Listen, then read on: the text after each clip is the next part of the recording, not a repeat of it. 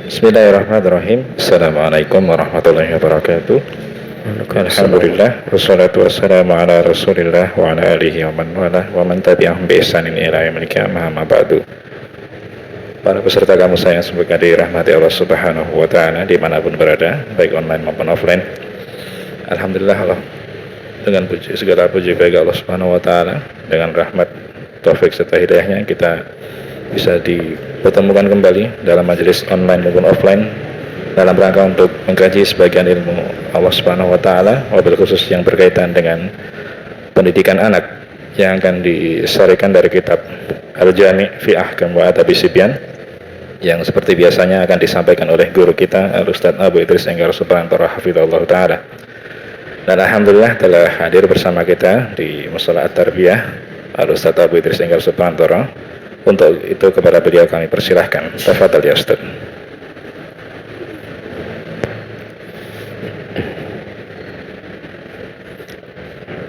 Bismillahirrahmanirrahim. Assalamualaikum warahmatullahi wabarakatuh. Alhamdulillahilladzi hadana lihada wa ma kunna linahtadiya laula an hadana Allah. Asyhadu an la ilaha illallah wahdahu la syarika lah wa asyhadu anna Muhammadan abduhu wa rasuluh sallallahu alaihi wa ala alihi wa sahbihi wa man walah wa man tabi'ahum bi ihsan ila yaumil qiyamah.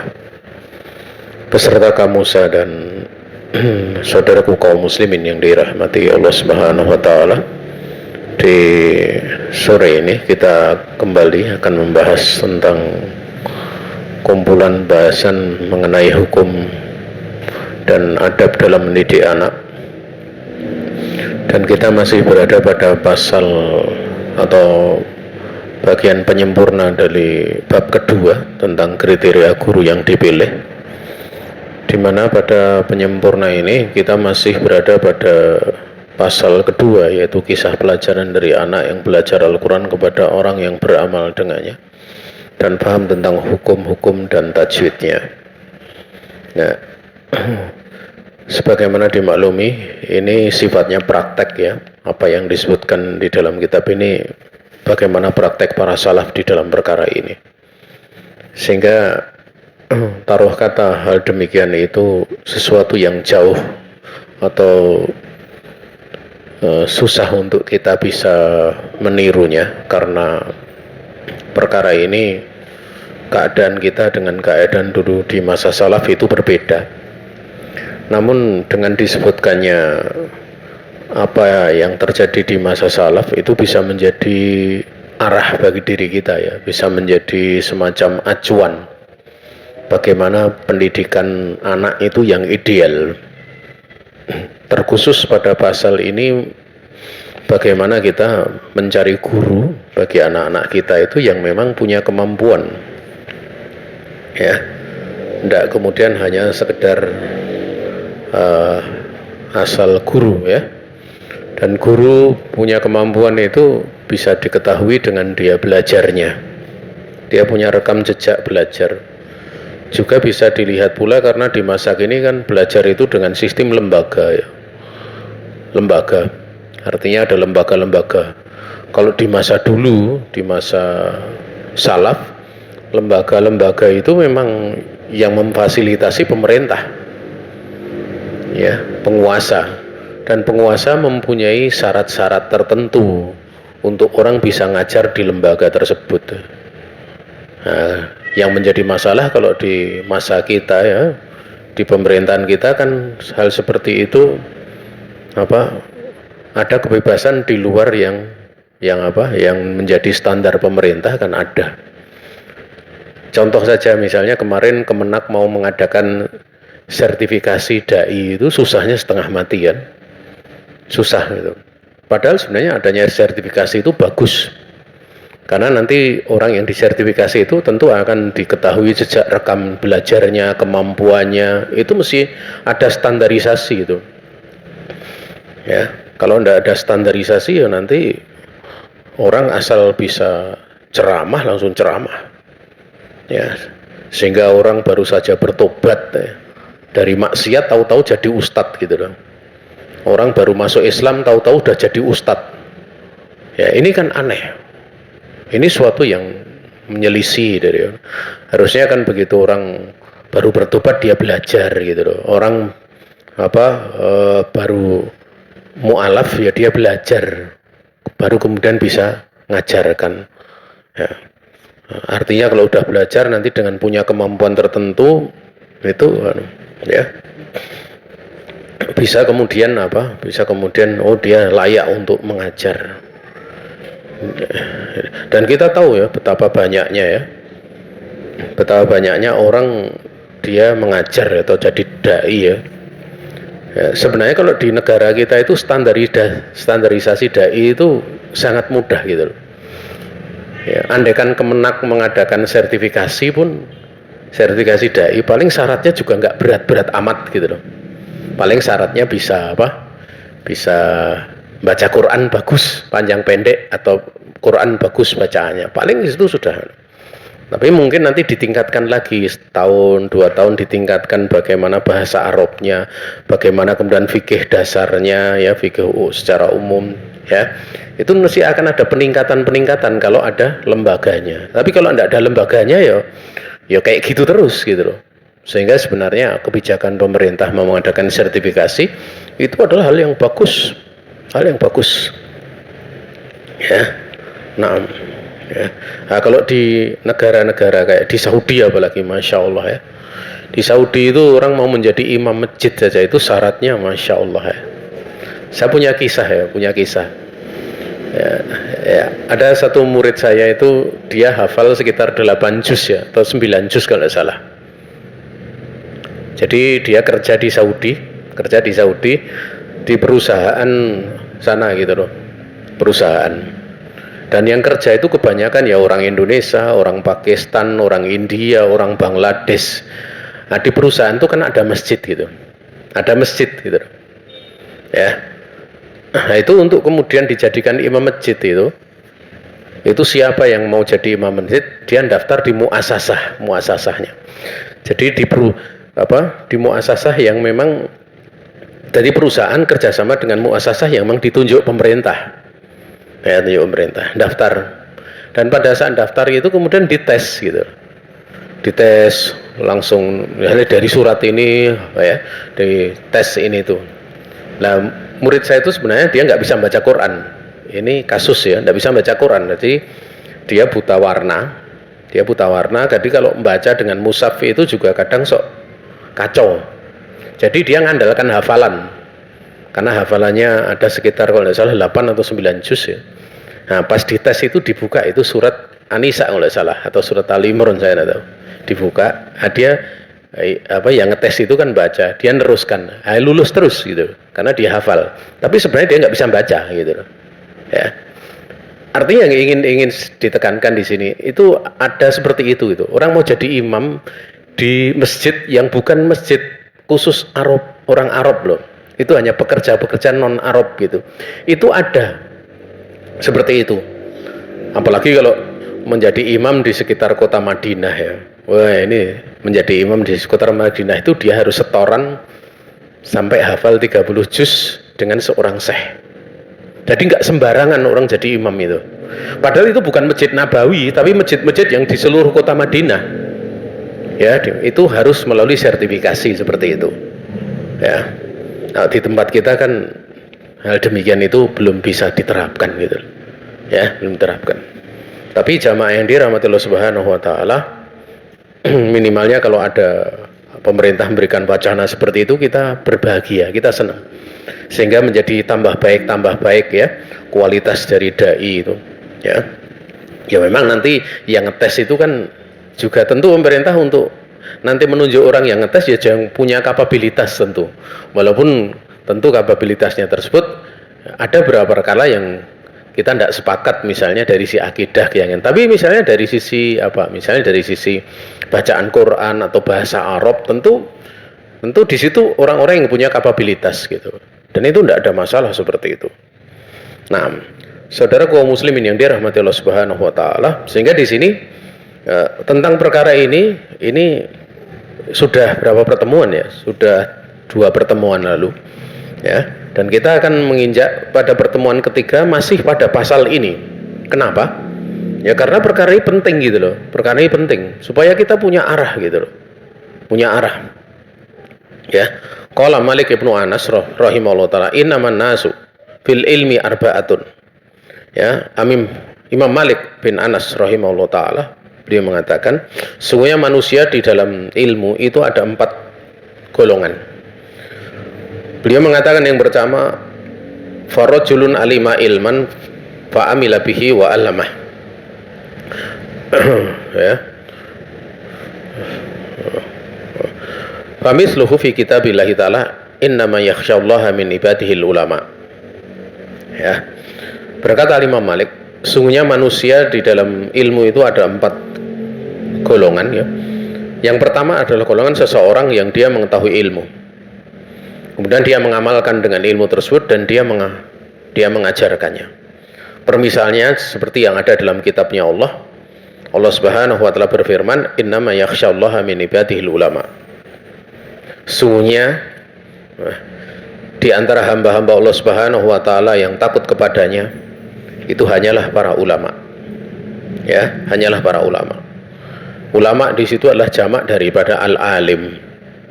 Ya, jamak dari al-alim. Ya. Kalau jamak dari apa? Ya, alim itu beda lagi. Ini jamak dari alim itu ulama gitu loh. Kalau jamak dari alim itu nanti wayanya menjadi af'ila ya. Ya, jadi beda gitu, dari si bahasa beda. Tapi di sini diterangkan bahwasanya orang yang berilmu. Dan ilmu itu kalau dimutlakan di dalam dalil baik Al-Qur'an dan hadis, yang dimaksud ilmu agama. Yang dimaksud ada ilmu agama. Ya.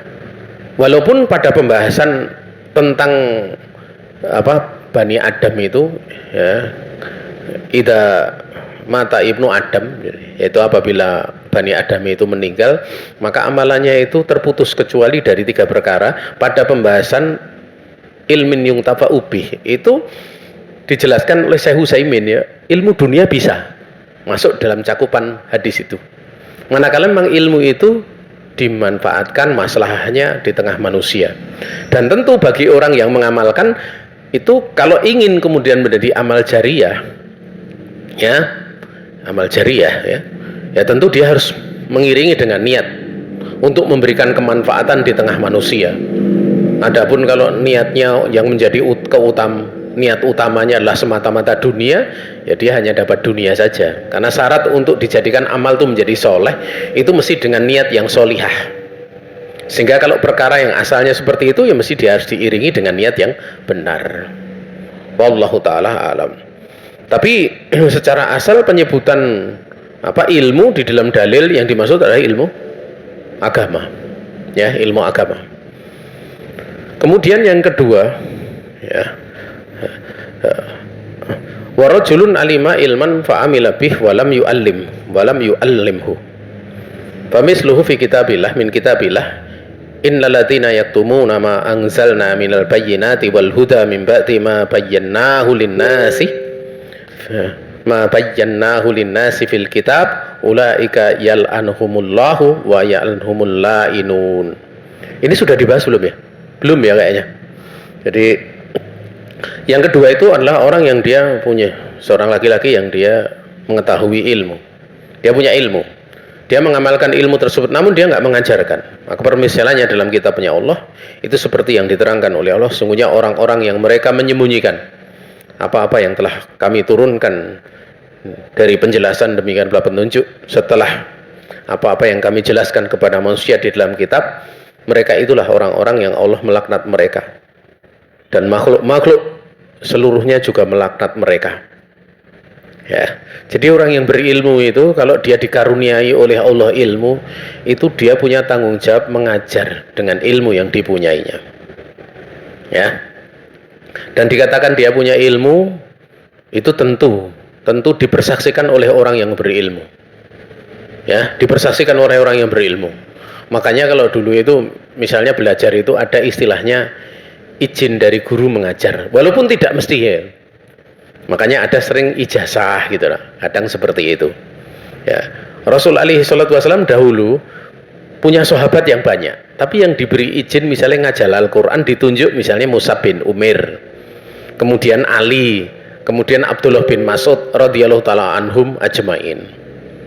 Ya, karena beliau Nabi alaihi salatu wasallam sebagai seorang pemimpin, di satu sisi sebagai seorang rasul juga seorang pemimpin, beliau menunjuk, sehingga ada sahabat-sahabat yang sebenarnya punya ilmu tapi tidak ditunjuk mengajar, seperti Abu Bakar, Umar itu radhiyallahu taala anhuma itu tidak ditunjuk oleh Nabi untuk mengajar, tapi keduanya itu ditunjuk oleh Nabi untuk menemani Nabi di dalam mengurus umat Rasulullah alaihi salatu wasallam. Sehingga pertimbangan keduanya itu kalau memutuskan suatu perkara, ada persoalan, mesti yang dimintai dua orang itu bagaimana pendapatnya, ya. Dan secara ilmu sebenarnya Abu Bakar itu lebih alim daripada Ali, lebih alim daripada Abdullah bin Mas'ud, ya. Tapi dikarenakan apa? Dikarenakan beliau memang dijadikan oleh Nabi dalam tugas yang seperti itu, sehingga beliau tidak mengajar. Makanya kalau kita lihat di dalam musnad Abu Bakar itu, ya ada beberapa riwayat datang dari Abu Bakar, tapi itu bukan menjadi porsinya yang terbesar. Abu Bakar itu mengajar. Bahkan dalam sebagian riwayat Abu Bakar itu pernah menyampaikan hadis sampai gemetar, ya. Tangannya itu gemetar. Ya. Kenapa? Karena beliau memang bukan orang yang ditunjuk untuk mengajarkan hadis gitu. Ini wilayah penguasa kan. Tapi yang ditunjuk untuk mengajarkan hadis siapa? Abu Hurairah, kan gitu. Yang memang dia orang paling alim tentang hadis Rasulullah alaihi salatu wassalam. Juga sahabat-sahabat yang lain yang banyak menghafal hadis Nabi alaihi salatu wassalam. Saudaraku kaum muslimin yang dirahmati Allah Subhanahu wa taala, sehingga di sini sampai ada celaan di sini adalah karena menyembunyikan ilmu. Ya, makanya para ulama, bahkan para sahabat itu diantaranya adalah Mu'ad bin Jabal. Mu'ad bin Jabal waktu diberitahu oleh Nabi alaihi salatu wasallam tentang perihal hakullah ala ibad wa hakul ibad ala Allah, ya, hak Allah kepada hambanya itu kan hambanya menyembah Allah, tidak mensyirikkan Allah dengan sesuatu apapun. Hak hamba kepada Allah, Allah tidak akan mengadab selagi hambanya tidak mensyirikkan Allah dengan sesuatu apapun. Nah, waktu itu Mu'ad bin Jabal kemudian mengatakan, afala ubasirun nasa ya Rasulullah. Ya Rasulullah, tidakkah ini aku kabarkan saja kabar gembira ini kepada manusia? Maka Nabiullah Muhammad SAW mengatakan, la tubashirhum fayattakilu. Kamu jangan kasih kabar gembira ini kepada manusia, nanti mereka santai-santai gitu loh. Nanti mereka santai-santai. Lah, dari para sahabat diantaranya Mu'ad bin Jabal itu akhirnya menyampaikan hadis itu menjelang kematiannya. Jadi sesaat sebelum beliau meninggal sampaikan hadis itu, ya. Jadi hadis-hadis yang nampakkan kemudahan itu diterangkan menjelang akhir hayatnya, ya. Khawatir nanti manusia itu santai-santai dan khawatir kalau dia menyembunyikan ilmu. Nah ini kadang kalau kita sendiri itu mudah tahu-tahu langsung menyampaikan hadis tentang hal-hal yang mudah, akhirnya orang santai. Makanya kalau menyampaikan perkara yang seperti itu mesti diterangkan. Misalnya tentang kalimat la ilaha illallah, diterangkan tentang konsekuensinya, sehingga orang dia tidak akan bermudah-mudahan, tidak akan santai-santai, ya. Demikian, ya. Karena menyembunyikan ilmu itu adalah sebuah perkara yang bahayanya besar, ya, bahaya besar sebagaimana disebutkan di dalam ayat ini, ya. Kemudian warajulun alima ilman fa'allamahu wa amara bihi wa lam ya'mal bihi famisluhu fi kitabillahi ta'ala atamuruna an-nasa bil birri wa tansawna anfusakum wa antum tatlunal kitab afala ta'qilun. Seorang laki-laki yang dia punya ilmu, kemudian dia mengajarkannya, dia memerintahkan dengan ilmu tersebut, tapi dia nggak ngamalkan. Ya, ini orang yang orang yang termasuk dari orang yang kurang ajar itu, orang yang menyepelekan. Ya, orang seperti ini permisalan dalam kitab Allah Subhanahu wa taala, sebagaimana Allah menjelaskan, apakah kalian itu memerintahkan manusia dengan kebaikan tapi kalian lupa terhadap diri-diri kalian sendiri, kalian melupakan diri-diri kalian sendiri, sementara kalian itu membaca kitab, kalian tahu halal, tahu haram, ya. kalian perintahkan manusia, ya. Namun kenapa tidak mengamalkannya? Afala ta'qilun. Apakah kalian itu tidak yakin gitu loh? Ya, apakah kalian itu tidak yakin? Kemudian yang terakhir itu rajulun lam ya'lam ilman. Ya, walam ya'mal bihi famisluhu fi kitabillahi ta'ala hum illa kal an'am. Apa inhum illa kal an'am bal hum adallu sabila. Ya, itu orang yang dia tidak punya ilmu dan otomatis dia nggak mengamalkan, nggak usah ditanya. Permisalnya dalam kitabnya Allah, tidaklah mereka itu kecuali sekedar seperti binatang ternak saja. Bahkan mereka lebih sesat jalannya dibandingkan binatang ternak itu. Ya. Sehingga dari situ kalau ingin mencari guru yang mana? Yang pertama, dia punya ilmu dan dia mengamalkan ilmunya, ya, dan dia mengajarkannya, ya, mengajarkannya. Kalau mencari guru orang yang nggak mengajar, ya, orang yang nggak mengajar gimana mau berguru? Wong dia sendiri nggak mau ngajar, gitu kan? Ya, maka orang yang pertama. Dan tentu kalau dia mengajar biasanya kan banyak, itu dia mengamalkan. Dia mengamalkan. Kalau tidak mengamalkan, yaitu akan ada banyak perkara madorot yang apalagi bagi anak-anak. Beda kalau misalnya orang itu sudah dewasa gitu loh, dewasa. Ya, itu beda. Kalau anak-anak itu sangat ditekankan. Bagi orang dewasa saja kalau dia belajar kepada orang yang tidak mengamalkan itu bahaya, apalagi kepada anak-anak kan demikian. Ya, pada anak lebih bahaya lagi. Kemudian jamaah yang dirahmati Allah Subhanahu wa taala, ya. Ada asar pula. Qala Makhul rahimahullah taala, la yu'khadul ilmu illa mimman suhida lahu bitolab.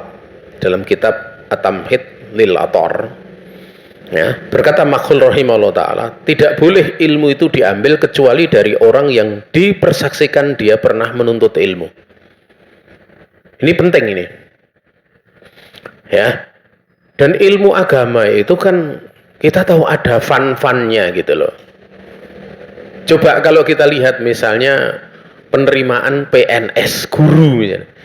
Mesti nanti ada jalur jadi guru geografi, jadi guru matika. Itu yang dicari lulusan mesti lulusan yang sesuai gitu loh. Yang sesuai gitu loh.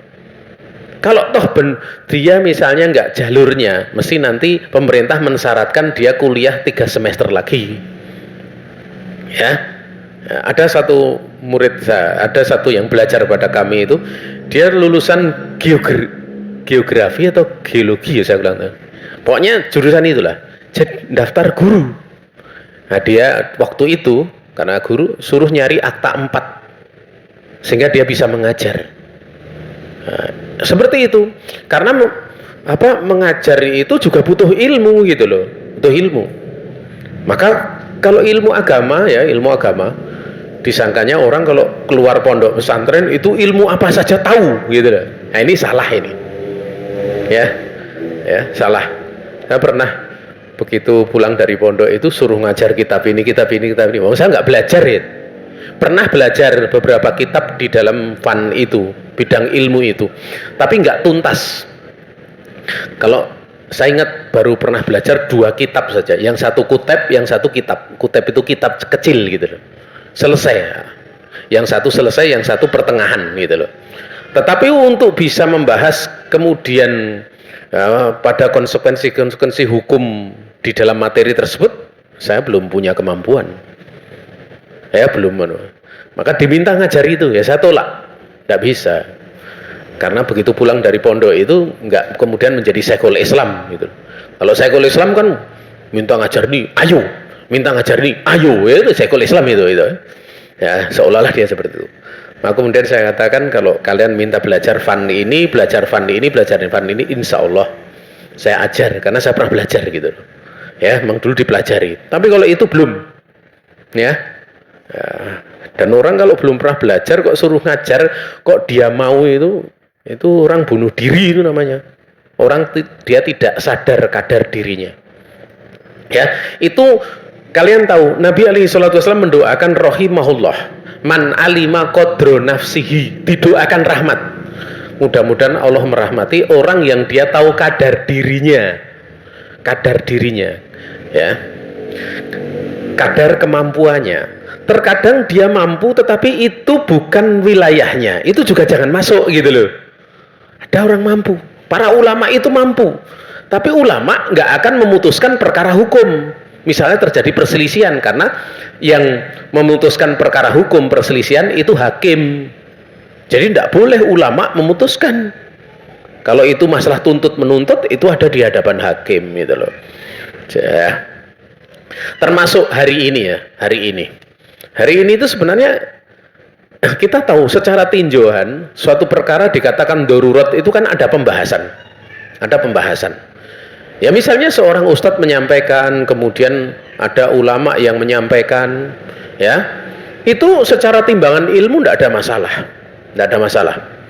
Tetapi kalau kemudian itu diterapkan di dalam sebuah masyarakat, sebuah negara, itu yang paling berhak menentukan ini darurat atau tidak itu pemerintah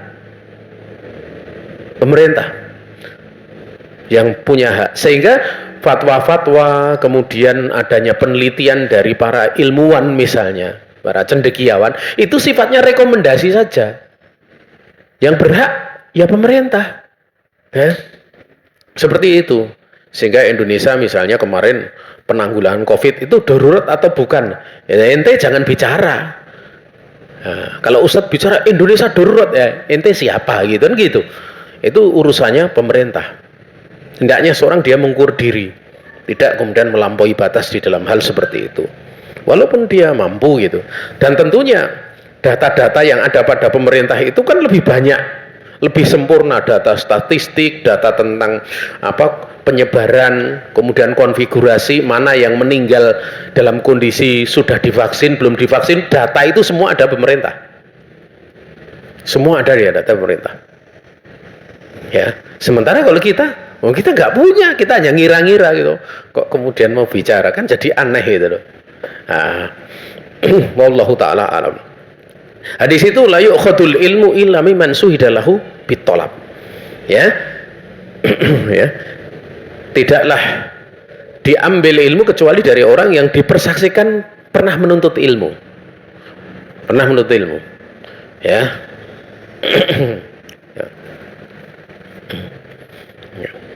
Jamaah yang dirahmati Allah Subhanahu wa taala, ya. Sehingga tidak mengapa kalau ada orang itu mau belajar diteliti, ini belajarnya di mana, dulu belajarnya apa saja gitu, ya. Karena ilmu itu adalah darah daging kita yang akan menjadi agama bagi kita. Jadi tatkala kemudian salah, ya resikonya tidak cuma di dunia, tapi dunia demikian pula di akhirat. Ya.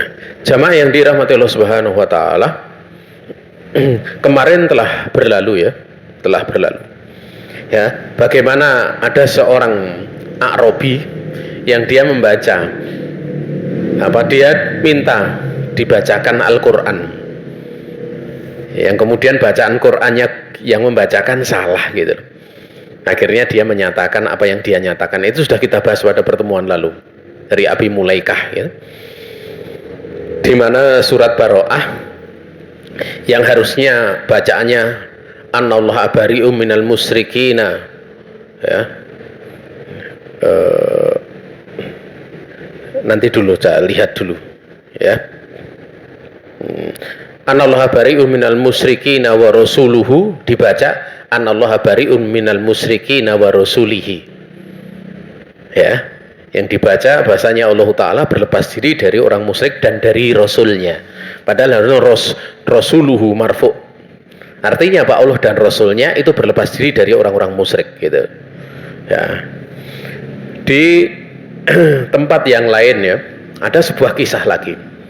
Berkata Abu Bakar Al-Mu'aiti, ya, abartu bimu'addibin wa huwa yumli alal gulamin baina yadayhi farikun fil habbah wa farikun fis syair. Nah, ini ada bacaan seperti itu. Berkata Abu Bakar Al-Mu'aiti, aku lewat ya mendengar seorang mu'adib, dia sedang mengimlak, mendiktekan kepada sekelompok anak ya, anak muda atau anak yang baru balik atau sebelumnya ya. Dia imlakan di depannya. Ngimlakannya seperti ini, farikun fil habbah wa farikun fis syair. Syairnya pakai shin. Bukan pakai sin tapi pakai shin. Tafasi gitu loh. Ya, satu kelompok fil habbah. Habbah itu apa? Biji kan? Satu kelompok berada di dalam biji. Satu kelompok di dalam gandum. Syair semacam gandum. Padahal itu ayatnya maksudnya farikun fil jannah wa farikun ya fi syair. Syair pakai sin sama syair itu beda. Syair pakai shin itu gandum, semacam gandum, jawabut. Tapi kalau syair itu neraka syair. Ya. Dan ini masih ngeyel waktu itu. Orang ini masih ngeyel. Maka aku katakan, Abu Bakar Al-Mu'aiti mengatakan, fakultu ya hadza ma qalallahu ta'ala min hadza syai'an. Ya. Wahai orang ini, dia mengatakan hadza ya. Allah tidak pernah sedikit pun berfirman seperti itu, gitu. Ya. Innama huwa sungguhnya Allah berfirmannya itu farikun fil jannah wa farikun fis sa'ir. Satu kelompok di surga, satu kelompok ada di neraka sa'ir gitu loh. Maka ini orang ini masih ngeyel. Anta taqra'u ala harfi Abi Asim ibnil Ala al-Kisai wa anna aqra'u ala harfi Abi Hamzah ibni Asim al-Madini. Orang ngawurnya luar biasa. Dia mengatakan seperti ini, ya kamu kan baca menurut bacaan dari Abu Asim bin Ala al-Kisai. Sementara aku ini membaca di atas bacaan Abu Hamzah bin Asim al-Madini. Ini bodohnya ngawur banget gitu. Apa bodoh apa kalau bodoh ngawur banget? Bodoh apa? Bodoh murakab. Karena yang disebutkan Abu Asim bin Ala al-Kisai itu tidak ada. Karena itu 3 nama. 3 nama dijadikan 1 orang. Ya. Yang benar ini adalah untuk nama 3 orang, yaitu apa? Bukan Abu Asim tapi Asim. Kemudian yang kedua Ibnul Ala. Ya, Ibnul Ala itu, Ibnul Ala sendiri itu juga nama ahli qiraah yang orangnya beda dengan Asim. Al-Kisai juga beda orang. Kemudian dia mengatakan, kamu kan baca di atas bacaan itu sudah salah penyebutannya ahli qiraahnya. Kemudian mengatakan, aku baca di atas bacaan apa? Abu Hamzah bin Asim al-Madini. Ini juga salah lagi, 3 orang karena ini. Karena Hamzah itu sendiri ahli bacaan, kemudian Asim itu juga ahli bacaan, dan Al-Madini juga ahli bacaan. Jadi dia itu campur aduk bacaannya gitu loh. Campur aduk, dia menisbatkan kepada imamnya. Makanya kemudian Abu Bakar Al-Mu'aiti mengatakan, ma'rifatuka bil qura' ajabu ilayya. Ya. Fangsaraftu. Ini nggak bisa dinasihati seperti ini. Orangnya udah bodoh apa? Bodoh apa namanya? Bodoh murakab.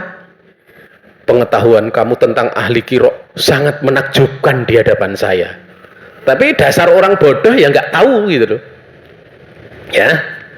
Kenapa? Kemudian apa? Kemudian dia mengatakan fangsaraftu, kemudian aku pergi. Saya tinggalkan. Artinya orang ini sebenarnya ndak pernah belajar gitu loh. Ya, ndak pernah belajar. Maka kultu. Ya. Dan aku katakan, qad khalato baina asma'il qura. Sungguh dia benar-benar sudah rancu di antara nama-nama qura. Yang pertama namanya Asim, itu nama satu ahli qura. Kemudian Nafi' al-Madini. Ini nama ahli qura yang lainnya. Kemudian Abi Amr itu yang dimaksud Abi Amr Ibnul Ala itu yang disebut dia bin Ala tadi, itu sebenarnya dia adalah Abu Amr Ibnul Ala. Kemudian yang keempat Al-Kisai itu satu ahli qiraah lagi. Kemudian wa Hamzah Al-Kufi, Hamzah seorang ahli qiraah dari Kufah. Ya. Ya. Ya. Makanya jamaah yang dirahmati Allah Subhanahu wa taala, kadang kita kalau melihat ya, karena ada seorang penanya dulu tanya pada saya, itu nulis ya. Kan doa Allahumma ba'id baini wa baina Allahumma ba'id baini wa baina khotoyaya kama bangata bainal masyriqi wal maghrib. Kemudian Allahumma nakini minal khotoya, ya-nya satu kali loh. Karena itu ya dari huruf asli. Ya, dia huruf asli. Nah, itu tidak mungkin kena ya mutakalim khoto minal khotoya ya. Itu tidak mungkin gitu loh. Tidak mungkin itu. Ya. Karena kalau kemudian mesti ada padanya itu idhofah mudhof ilaih, itu alif lamnya mesti harus hilang. Dengan idhofah itu sudah menjadi mu'arraf, ditakrif gitu loh. Ya. Nah, dia menulis itu ya tidak mungkin nih minal khotoya ya, itu tidak mungkin, mesti minal khotoya. Ya. Saya juga pernah ingat dulu ada orang nalkin anak-anak ya untuk membaca inna sholati wa nusuki wal mamati pakai alif lam loh, wa mahyaya wal mamati alif lam. Wal mamati di situ ada ya-nya, ya mutakalim. Ini parah, ini namanya parah gitu ya, secara bahasa parah sekali gitu loh, karena perkara yang sesederhana itu ya. Nah ini anak-anak kalau denger ya nanti ya lucu gitu loh. Lucu gitu ya. Nah, saudaraku kaum muslimin yang dirahmati Allah Subhanahu wa taala, jadi kisah yang disebutkan di sini gitu loh, itu sebenarnya di masa kini banyak gitu loh, banyak ya, banyak terjadi gitu loh ya. Jamaah yang dirahmati Allah Subhanahu wa taala, itu diantaranya. Kemudian ada kisah pula yang terjadi ya dari Abul Haris Al-Laits bin Khalid qala li Al-Kisai, ya, berkata kepadaku Al-Kisai, ini seorang ahli qiraah, kana alladzi da'ani ila an aqra'tu an-nasa bi ra'yi anni marartu bi muallim yu'allimu sabiyan wa badalnahum bi jannataihim jannataini dzawatai ukulin khamtin wa athlin. Khamtin wa athlin pakai tak, dengan tak. Qala, maka Al-Kisai kemudian berkata ya, nanti dulu fajawistuhu ya, atau fajawistahu, biarkan dia, artinya suruh atau apa, beliau membiarkannya kira-kira. Fa idza muallimun akhar fakultu lahu inni marartu bi maudhi'in fara'aitu mualliman yu'allimu sabiyan wa badalnahum bi jannataihim jannataini dzawatai ukulin khamtin wa athlin. Jadi apa, yang ngajar lain juga bacanya seperti itu. Maka kemudian faqala li, ya, maka kemudian Al-Kisai berkata kepada akhtata, kamu salah ya, akhtata. Fakultu wa maswab, yang benar apa? Wa ibilin bilba, ya, bukan adlin tapi ibilin. Jadi dia merubah bacaan dari Al-Quran gitu ya. Jadi di sini ada kisah yang disebutkan Al-Haris Al-Laitsi bin Khalid, bahwa Al-Kisai berkata kepadaku ya, kan alladzi da'ani ya, ada orang yang dia mengundangku untuk aku membacakan kepada manusia itu dengan bacaan yang bagus. Maka kemudian aku bertemu dengan seorang pengajar yang sedang mengajar anak-anak.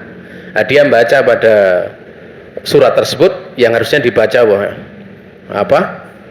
ibilin, dia baca wa adlin dengan tak.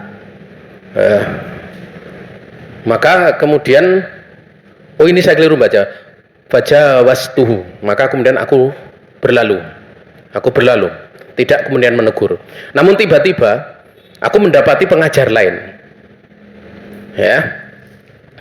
Kemudian aku berkata kepadanya, sungguhnya aku ya melihat di satu tempat ya, aku lihat ada seorang pengajar sedang mengajar anak-anak, dia membaca seperti itu dengan wa adlin lagi, dengan tak. Maka beliau yaitu Al-Kisai berkata kepadaku, kepada Abul Haris Al-Laits, akhta, kamu salah Yang seperti itu salah. Dia salah, bukan akhta'ta tapi akhta', dia salah. Kemudian aku bertanya, yang benar seperti apa? Wa ibilin. Bukan wa adlin tapi dibaca wa ibilin dengan ba. Ya, fada'ani ila an ukri'anas, ya. Maka kemudian dia memanggil aku untuk kemudian aku membacakan kepada manusia. Karena apa? Al-Haris Al-Lais bin Khalid itu kemudian mendapat pelajaran dari Al-Kisai tatkala beliau melihat apa? Ada pengajar-pengajar mentalkin salah gitu loh. Mentalkin salah. Ini merupakan pelajaran yang perlu untuk diperhatikan ya, agar supaya ya di dalam belajar seperti ini ada benar-benar perhatian gitu loh. Untuk terutama kalau Al-Qur'an kan sesuatu yang dihafal kemudian difahami. Ya tentunya kalau dia membaca kemudian keliru gitu, itu yang akan difahami juga berbeda gitu loh. Di tempat lain itu dari sahabat ya. Ini kaitannya dengan Salman Al-Farisi an Khulaid Al-Asri. Qala lamma warada alaina Salman radhiyallahu ta'ala anhu atainahu nastaqri'uhu al-Qur'ana faqala innal Qur'an arabiyyun fastaqri'uhu rajulan arabiyyan faqala fakana Zaid ibn Suhan yukri'una ya'khudhu alaihi Salman fa idza akhta'a ghayyara alaihi fa idza asab qala aimul ilahi. Ya, dari Khulaid Al-Asr ya, dia berkata tatkala Salman radhiyallahu ta'ala anhu berada di tengah kami ya, maka kami mendatangi beliau, kemudian kami minta beliau membacakan Al-Quran untuk kami tentunya maksudnya. Maka Salman kemudian mengatakan sungguhnya Al-Quran itu dia berbahasa Arab, maka mintalah kamu bacaan Al-Quran itu kepada seorang laki-laki yang faham bahasa Arab. Paham bahasa Arab. Maka kemudian Khulaid dia berkata, ya, waktu itu Zaid bin Suhan membacakan kepada kami. Dan waktu itu Salman radhiyallahu ta'ala anhu kemudian mengecek padanya, mengecek bacaan daripada Zaid bin Suhan tersebut. Maka tatkala kemudian bacaannya itu salah, maka kemudian Salman itu goyaro alaih, dirubah, jangan sampai bacaannya salah, dibenarkan maksudnya. Namun apabila Suhan, yaitu Yaid bin Suhan itu benar, maka beliau mengatakan aimul ilah, demi Allah, sudah benar maksudnya. Ya, ini praktek-praktek. Makanya ada istilah di dalam bacaan Al-Quran setelah seorang hafal itu distorkan pada orang yang lebih tinggi. Dan biasa di orang lulus dari Indonesia sudah hafal Quran biasanya di Saudi nanti dicek lagi. Jangankan kayak gitu, di kalangan para ulama sendiri itu juga ada saling ngecek gitu bacaan itu, agar supaya tidak terjadi kesalahan, agar supaya bacaan Al-Quran itu benar-benar terjaga ya. Saya punya temen itu dulu, punya kenalan itu dulu kalau tidak salah dia juara MTQ Jawa Timur ya. Beliau hafal Quran ya, ngaji kepada sunnah gitu, dan beliau belajar ke Timur Tengah, sudah hafal Quran, juara MTQ Jawa Timur. Waktu itu dia juara ikut yang nasional tapi nggak tahu juara berapa, tapi Jawa Timur dia perwakilan Jawa Timur. Itu kemudian setelah belajar di sisi para ulama itu ditashih bacaannya, itu butuh waktu 3 tahun ya. Artinya di situ menunjukkan bahwa di dalam menuntut ilmu itu kan ada jenjang. Makanya jangan seorang dia merasa cepat puas. Nah, wallahu taala a'lam. Saudara kaum muslimin yang dirahmati Allah Subhanahu wa taala, ini sudah jam berapa? 5:05. Saya selesaikan sampai akhir kitab ini. Ya. Wan Abi Zinad rahimahullah taala, la ta'khudhu al-Qur'ana min mushafiyun wala al-ilma min suhafiyun ya, ataupun suhufiyun. Dari Abu Zinad rahimahullah taala, janganlah kalian mengambil Al-Qur'an dari orang yang sekedar membaca dari mushaf. Artinya apa? Dia belum berguru dari awal bacaan sampai akhir bacaan. Ya, jangan kamu mengambil dari sekedar dia membaca sendiri mushaf. Dan jangan kalian mengambil ilmu itu dari suhuf, orang yang sekedar membaca lembaran-lembaran, menelaah, mungkin punya kitab banyak, dia telaah sendiri, ya, dia telaah sendiri, dia tidak berguru kepada seseorang yang punya kemampuan di dalam perkara tersebut. Ya, qala Abu Zur'ah Ar-Razi rahimahullah taala, yani man lam yaqra'il Qur'ana wa yata'allam min al-fatihim wa yujalis ahlal ilma naqlan wa sama'an wa fahman. Ya, Abu Zur'ah Ar-Razi ini seorang ulama besar, ya. Beliau mengatakan yakni yang dimaksud adalah orang yang dia belum membaca Al-Qur'an di hadapan guru, belum mempelajari lafaz-lafaznya, dia belum duduk dengan ahli ilmu, baik di dalam menukil maupun di dalam mendengarkan, demikian pula di dalam memahami. Saya kasih contoh satu saja, ya, ini bukan Al-Quran tapi hadis Nabi alaihi salatu wassalam. Nabi alaihi salatu wassalam mengatakan, kun fid dunya ka'annaka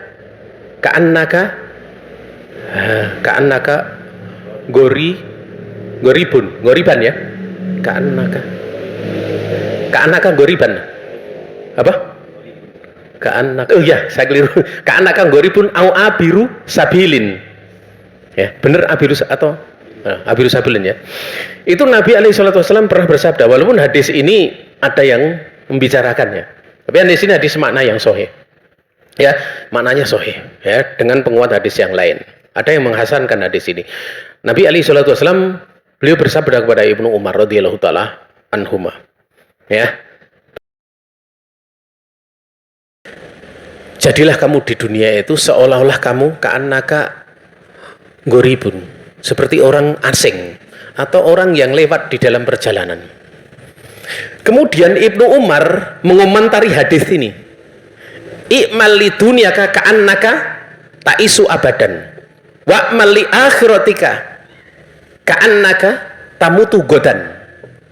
Coba kalian lihat, khotib-khotib kalau membahas ucapan Ibnu Umar ini, itu mesti nanti beda dengan pemahaman Ibnu Umar, karena maknanya kan seperti ini, carilah untuk dunia kamu, beramalah untuk dunia kamu, seolah-olah kamu itu akan hidup selamanya, seperti itu kan, dan carilah akhirat, ya, carilah akhiratnya, seolah-olah kamu besok mati. Padahal hadis itu, ucapan Ibnu Umar itu untuk menjelaskan hadis apa? Hadis tadi, yaitu apa? Hadis apa? Kun fid dunya ka'annaka goribun au abiru sabil. Artinya kita tahu kalau orang asing dia tidak akan numpuk-numpuk harta. Kalau kemudian orang dalam perjalanan, dia hanya akan membawa bekal sekedar perjalanannya saja. Tapi coba difahami hadis itu, seolah-olah kamu hidup selama-lama, tumpuklah harta sebanyak-banyaknya. Padahal maknanya seperti ini, maknanya kalau kamu itu besok masih hidup, saat ini kamu belum dapat dunia, besok masih ada waktu untuk mencarinya, besok lagi masih ada waktu. Tapi kalau akhirat, hanya saat ini saja kesempatannya. Itulah makna yang benar, karena makna hadis ini makna zuhud, makna zuhud. Kan jadi aneh, satu sisi mencari dunia kayak mau hidup kalau bisa selama-lamanya, numpuk harta, kalau perlu seperti Korun, kan aneh. Nah, itu bukan maknanya seperti itu, ya. Kenapa? Karena ini pada waktu menukil-nukil itu hanya sekedar makna, tidak kemudian diambil dari bagaimana Ibnu Umar mengatakan, bagaimana kemudian para muridnya Ibnu Umar memahami. Artinya apa? Seorang dia misalnya membahas ada ayat Al-Quran, ada hadis Nabi, kemudian dia pahami sendiri, ya, dipahami. Kemudian siapa yang akan ngecek kalau dia itu benar pemahamannya? Makanya dulu para sahabat itu memahami ayat, di situ ada Nabi mengingatkan, kamu benar, kamu salah, kan seperti itu. Demikian pula hadis difahami seperti ini, para sahabat ada Nabi, kemudian ini kamu benar, kamu salah, ya. Itu pentingnya, salah satu adalah demikian. Wallahu ta'ala a'lam. Kemudian qala Thawr bin Yazid, la yuftinasa suhufiyun wala yukri'uhum mushafiyun. Tidak boleh untuk berfatwa di tengah manusia orang yang sekedar bolak-balik buku. bolak-balik buku. Tidak boleh pula untuk membacakan di tengah manusia orang yang sekedar bolak-balik mushaf. Ya, bolak-balik mushaf. Artinya dia tidak kemudian belajar di dalam Al-Quran, khusus Al-Quran. Ya, dan masih banyak yang lainnya ya. Hal-hal yang semakna dengan itu, namun kita cukupkan pembahasan kita di sore ini sampai di sini.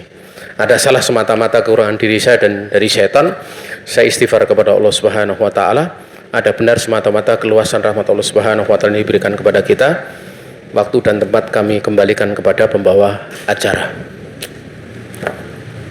Jazakallahu khairan, kami ucapkan kepada Ustaz Abu Idris Ninggar Subranto Hafizahullah Ta'ala atas ilmu yang telah diberikan. Dan berikutnya itu sesi tanya jawab. Kami persilahkan kepada peserta Kamusa online maupun offline, bagi yang ingin bertanya secara langsung dengan open microphone atau melalui mikrofon ataupun melalui tulisan, ya, kami persilahkan. Tafadhol.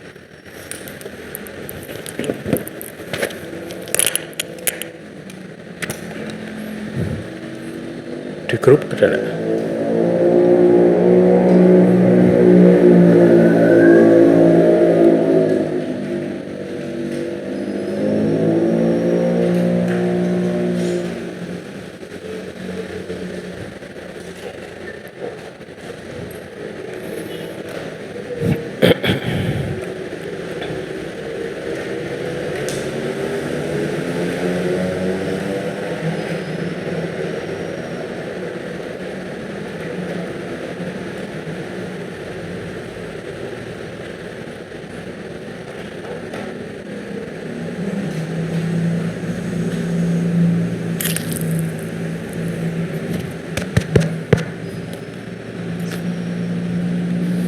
Ahwan Ustadz, Oh iya. Ana ingin bertanya tentang materi yang terdahulu yang belum sempat Ana bertanyakan kepada Ustadz mengenai tentang anak yang telah terkena mahkota setan, apa yang istilahnya yang telah terpasang mahkota setan itu, bagaimana cara mencegahnya dan bagaimana cara untuk menjelaskan anak tentang supaya bisa terlepas dari hal itu, Ustadz. Maksudnya saya kurang dengar, kurang jelas ya. Yang materi yang terakhir, yang dulu tentang mahkota setan yang telah terpasang di kepala anak. Oh iya, kubah syaitan itu ya. Cukup sekian, Ustadz. Jazakallah khairan. Kita balik pada apa yang dahulu ya, tentang tatkala ada seorang guru dia berbicara di hadapan anak-anak tentang wanita ya. Iya tentang itu ya. Kemudian ditegur ya, bahwa engkau telah meletakkan kubah syaitan pada anak-anak tersebut, pada anak-anakku, maka kamu harus menghilangkannya. Lah, tentunya untuk menghilangkan di situ poin yang penting itu, ya, itu ada pada pembahasan kita saat ini, yaitu tentang mencari guru. Mencari guru itu yang pertama dia dari kalangan ahli sunnah, kemudian yang kedua dia punya kemampuan, ya. Dan sebenarnya ada pembahasan yang lain kaitannya dengan bahwa guru itu sebagaimana pembahasan pada pasal sebelumnya, pasal yang disempurnakan tadi ya, pada pasal 2 itu kan ada pembahasan seputar masalah mengamalkan ilmunya. Sebenarnya dengan guru membicarakan seperti itu menunjukkan dia nggak mengamalkan ilmunya, adalahnya itu menjadi rusak ya.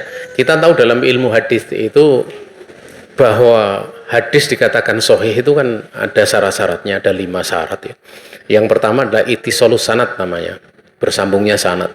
Kemudian yang kedua namanya dhabtur ruwah, rawinya itu punya ketepatan, punya ketelitian, dhabt luar biasa, hafalannya kuat gitu. Kemudian yang ketiga adalah udulur ruwah, rawinya itu adil, dan dikatakan rawi adil itu dia takwa. Nah kalau gurunya membicarakan itu kira-kira takwa atau enggak? Takwa atau enggak? Maka di situ ya, bagaimana kalau sudah terpengaruh seorang anak ya, seorang anak terpengaruh, tentang seperti itu, ya jelas metode-metode seperti itu ya. Hendaknya kalau misalnya itu ada ya jangan mencari guru yang seperti itu. Ini yang pertama. Ya, yang pertama. Kemudian yang kedua, kalau dia dia sudah dapat guru bagus, tapi permasalahannya pergaulan di sekitar kita itu sudah sangat parahnya gitu loh. Maksudnya bagaimana anak kecil udah tahu tentang lain jenis itu kan dari TV dan maka ini musibah yang besar. Ya, maka suatu perkara yang sempurnanya tidak bisa didapat, ya bukan berarti tinggalkan seluruhnya.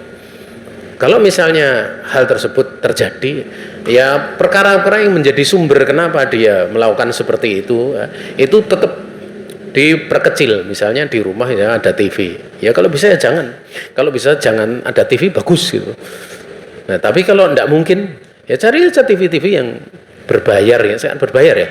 Nah, saya nggak tahu yang berbayar usul agama itu kan ada, atau mungkin saya nggak tahu berbayar atau tidak yang TV kayak pakai parabola itu. Yang memang di situ ada TV-TV acara Islam itu, acara-acara yang mendidik, ya, yang di situ terjaga tentang khusus apa misalnya tidak ada pelanggaran-pelanggaran yang dimaklumi ya di dalam syariat, tidak ada, itu bisa. Tapi tentu itu ada butuh biaya gitu loh.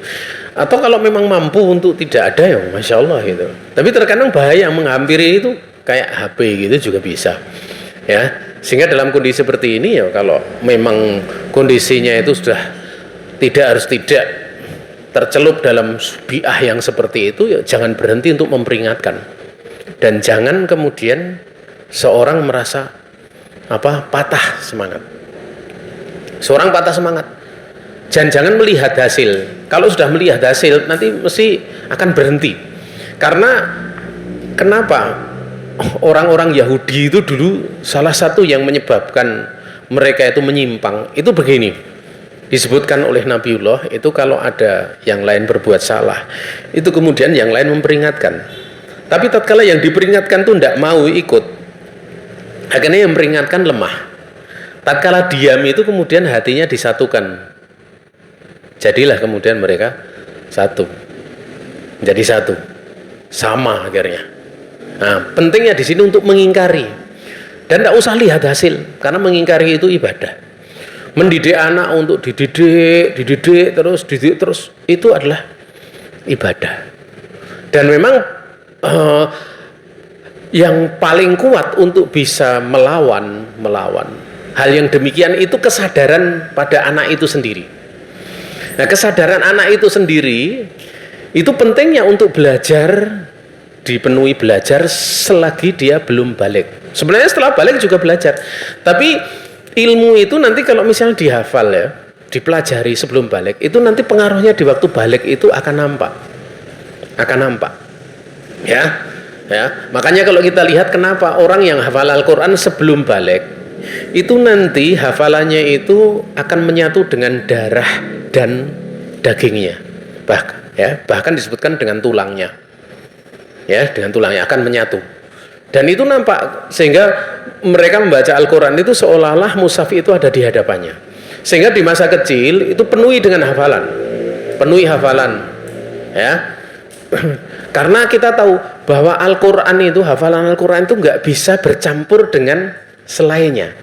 Yang ada unsur maksiat, misalnya kayak musik, itu nggak bisa campur dengan hafalan Al-Quran. Apalagi kemungkaran. Makanya kalau misalnya orang dia hafal Quran tapi senang berbuat kemungkaran, hafalan Qurannya mesti hilang. Dijamin itu. Tapi kalau dia fokus pada hafalan Al-Quran, maka kemungkarannya itu akan hilang, kebatilannya itu akan hilang. Itu dua perkara yang tidak bisa bercampur. Ya.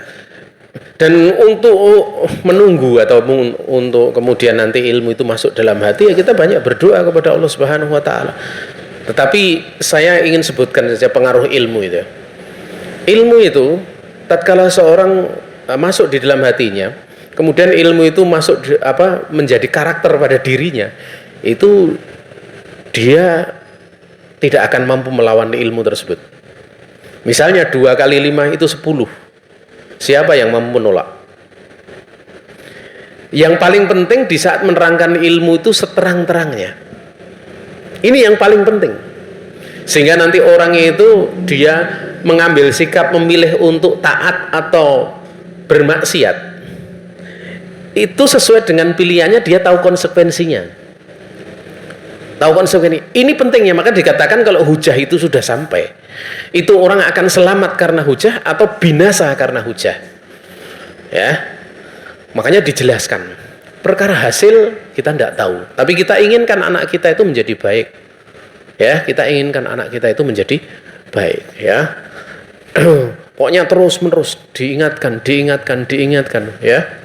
Jangan sampai patah semangat, ya. Dan kita tidak tahu kapan kemudian pas kita memberikan nasihat, kemudian anak kita itu kemudian tersadar, ya, tersadar. Ada kok dari anak-anak itu yang di masa kita itu, ya di masa kita itu kadang nggak tertarik dengan wanita, bahkan itu ada. Dia tertarik secara dohir, tertarik gitu, tapi dia lawan, itu ada. Ya, sampai pernah saya dengar ada salah satu murid itu dia cerita, dia sama sekali tidak pernah bergaul dengan wanita. Padahal dia kerja di luar, setelah mondok dia kerja di luar. Dia tanya, konsultasi dengan saya, "Tat, gimana ya saya kalau nikah nanti gimana? Wong saya itu hanya melayani, misalnya ada, kan dia di satu tempat kerja gitu, kadang ada pesanannya itu ibu-ibu atau apa itu, dia ndredeg gitu, ketakutan gitu. Katanya ndredeg itu kamu tertarik atau enggak, tak bilang gitu. Dia mengatakan, ya saya ndredeg itu sebenarnya yo saya nahan, kok muncul pikiran seperti itu, benar saya takut sendiri gitu. Itu sesuatu yang sangat bagus. Ya, kenapa? Karena dia punya ilmu, kemudian dia bisa menahan diri. Yang menjadi masalah kalau kemudian malah diikuti apa ya. Nah, ini yang namanya tertarik dengan lawan jenis itu mesti nanti suatu yang sifatnya tabiat gitu loh. Kan tabiat. Maka di sebelumnya itu adalah diiringi dengan ilmu sehingga dia sadar. Biasanya nanti kalau dia sadar, dia akan mencari solusi. Dan mencari solusi entah kemudian dengan puasa, entah dia bertanya kepada ustadz, atau kemudian dia akan menikah dan yang lain sebagainya, ya. Dan bagi orang tua pokoknya ya, yang paling mudahnya dudukkan di majelis ilmu. Itu paling mudah, karena majelis ilmu itu majelis yang di situ itu yang berkerumun malaikat. Dan kalau berkerumun malaikat, kira-kira setan bisa mendekat atau enggak? Ya setan mesti akan benci. Ya, setan itu mesti akan benci. Ya. Dan dari majelis ilmu itulah nanti orang itu akan punya sifat ilmu dan tawadhu, karena dia belajar dari guru. Itu akan punya tawadhu. Tapi kalau belajar tanpa guru biasanya sombong. Ya, dia akan punya tawadhu. Ya. Karena pada saat dia belajar itu dia tahu, oh saya salah di sini, dan itu akan diingat seumur hidup kadang. Sehingga demikian. Tapi kalau kemudian dia nggak pernah ngerti salahnya, dia baca sendiri, itu mesti efeknya akan panjang, ya akan panjang. Nah, dengan seperti itu, ya dia akan mengamalkan ilmunya, dan yang diharapkan dengan mengamalkan ilmu itu dia akan ikhlas. Karena kalau sudah ikhlas, kalau orang sudah sampai pada ikhlas ini, dia digoda setan dengan godaan apapun akan selamat.